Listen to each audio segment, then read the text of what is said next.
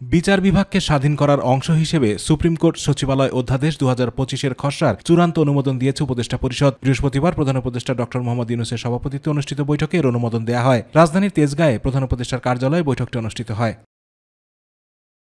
বিকেলে রাজধানীর foreign service একাডেমিতে আয়োজিত ব্রিফিংয়ে আইন ও বিচার বিষয়ক উপদেষ্টা অধ্যাপক আসিফ নজরুল বলেন, সুপ্রিম কোর্ট সচিবালয় অধ্যাদেশের খসড়ার চূড়ান্ত অনুমোদন দেওয়ার মাধ্যমে বিচার বিভাগ স্বাধীন হবে, নিশ্চিত হবে পূর্ণ স্বাধীনতা।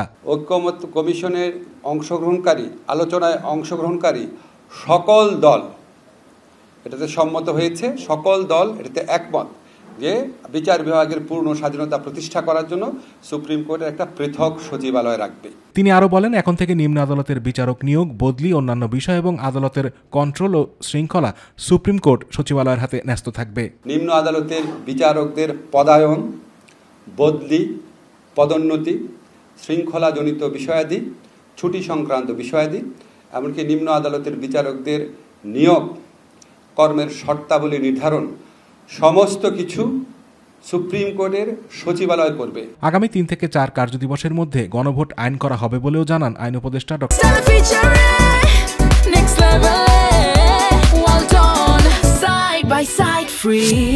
আসিফ নজরুল। তত্ত্বাবধায়ক সরকার পুনরুজ্জীবিত হয়েছে আমরা বলতে পারি, কিন্তু এটা কার্যকর হবে আগামী সংসদ নির্বাচনের পরে।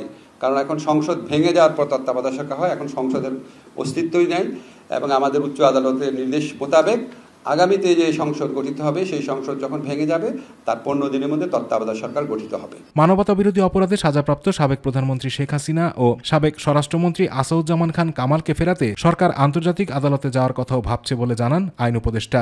কনভিক্টেড ব্যক্তিদের দেশে ফেরানোর জন্য আন্তর্জাতিক যে অপরাধ আদালত রয়েছে রোমে, সেখানে আমরা কোনো রকম অ্যাপ্রোচ করতে পারি নাকি সেটা বিচার বিবেচনা করার জন্য আমরা অচিরেই বসে সিদ্ধান্ত নিব। আতিকুর রহমান তিতাস, মাই টিভি।